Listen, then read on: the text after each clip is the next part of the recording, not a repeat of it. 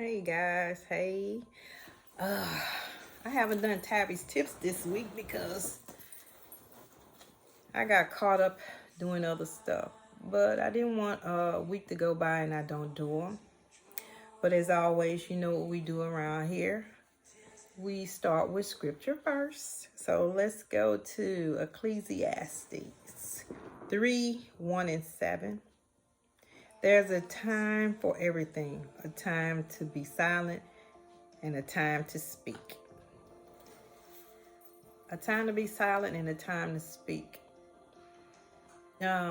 We usually hear that at funerals, but sometimes I think on last week I told you all about being silent and waiting to hear what God is listening to, what God is trying to say to you, just hearing Him speak out without you being the loudest voice in the room.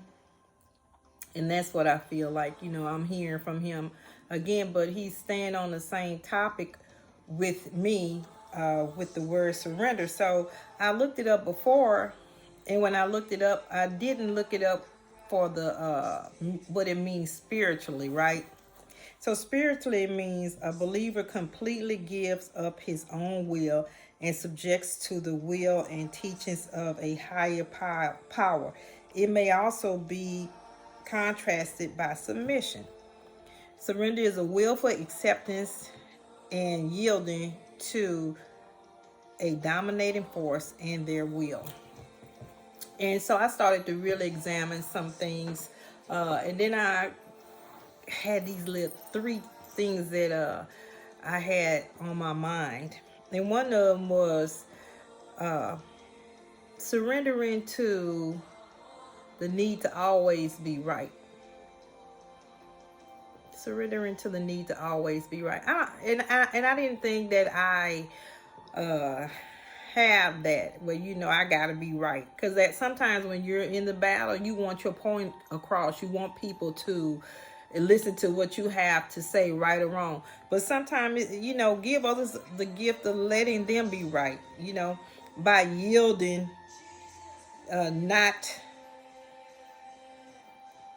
just let them have, let that help. Sometimes even if you're right, if you say, you know what, you're right, just surrender that to the other person. It will probably help resolve the conflict that you may be in at the time, and it may even improve the relationship. Just let them be right. You can surrender that sometimes. And now that's hard for me to say, because when I'm right, I want to let you know, hey, I'm right. And that's hard for me to even think. Because when I'm right, and I don't necessarily want to surrender that to the person when they're wrong. I don't necessarily want to do that. But sometimes you do have to do some things to get your peace. Another thing is surrender to inner peace. Cultivate an inner peace on a daily basis. Let me tell y'all something. On last week when I went to church, somebody came and they looked in the window of the house. Now my husband had been telling me to put a curtain up to the window, but the girl just walked straight down the driveway. And now all that means is that they're paying attention of our comings and going, because we may be a target for them to do something or another. But I started to let that eat me up, And then I said to myself, well, my pastor said to me, oh, now you out there. You're going to either trust God and let that go or whatever. And I'm like, you know what? She right. Because if somebody want to break in the house, they going to break in whether I'm here or not. They going to do what they want to do. That's the kind of thing that you have to come to an inner peace about. You got insurance. If they take it, go replace it. It's just I guess it's the feeling of having somebody intrude on your personal intimate space that was really nagging at me. And my husband was even like, I gotta go do what I gotta do. I can't sit here and babysit a house. It is what it is. And it's not taking the attitude that it's not important, but what it is saying that yes, it matters, but at the same time, God is in control and I trust him. He has his angels fighting for me. He has them surrounded and encamped in this house, backyard to front yard, to protect it if it needs to be protected. My being here does not protect this house. So I had to surrender that, my inner peace. And I guess these are the growing stages of really getting to surrendering to a higher source and gaining the knowledge that the word surrender means more than just one thing in your life. And another thing that I want to say is just to surrender to what is. You know, what does that mean? Flow with what's going on right now in your life instead of fighting it. If it's time to transition and do something different, surrender to that. You know, I'm one of them people that I don't like a lot of change.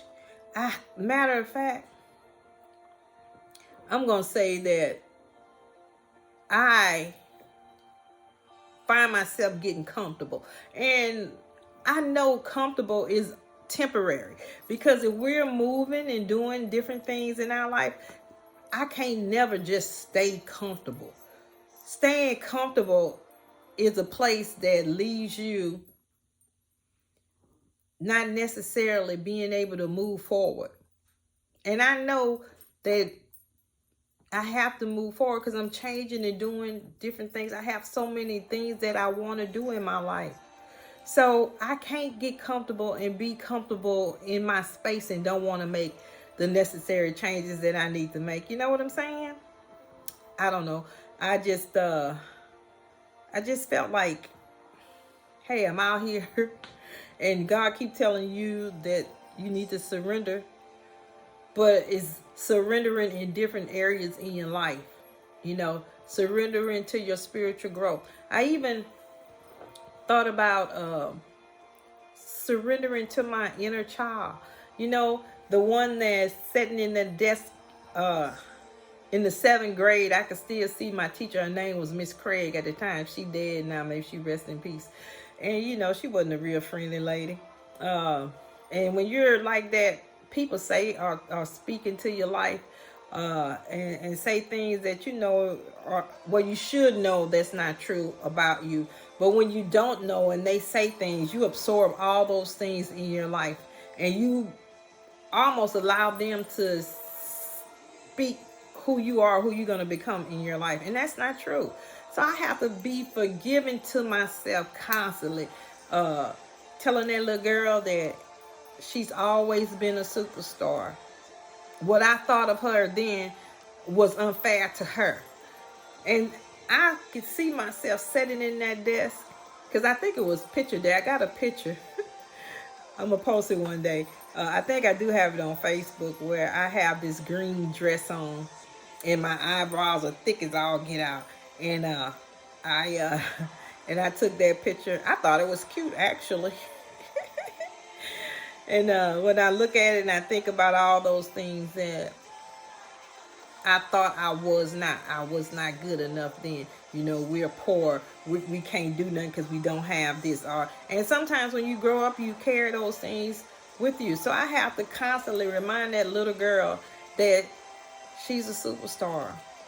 And she's fantastic. And she can do anything in the world that she wants to do if she decides to do it. And that is the truth for any of us.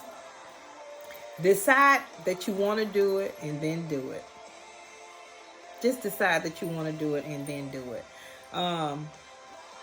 Like I told y'all before, my friend has this organization called Conceive and Achieve It. It's for children, but and at the end of the day, because I was a part of that, I started to conceive ideas, and then I started to believe that I could do that.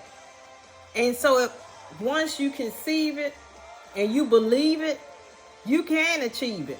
She didn't have believe it in there, but if you can conceive it, you can achieve it. And I throw believe in because we have to have confidence and trust that we can do things no matter how far-fetched it feels like it is.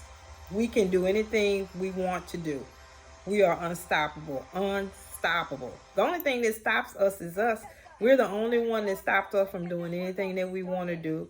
It's not like, because God sets on the side and creates us not to be able to be complete people. So, gotta go. Husband calling me. Talk to y'all soon.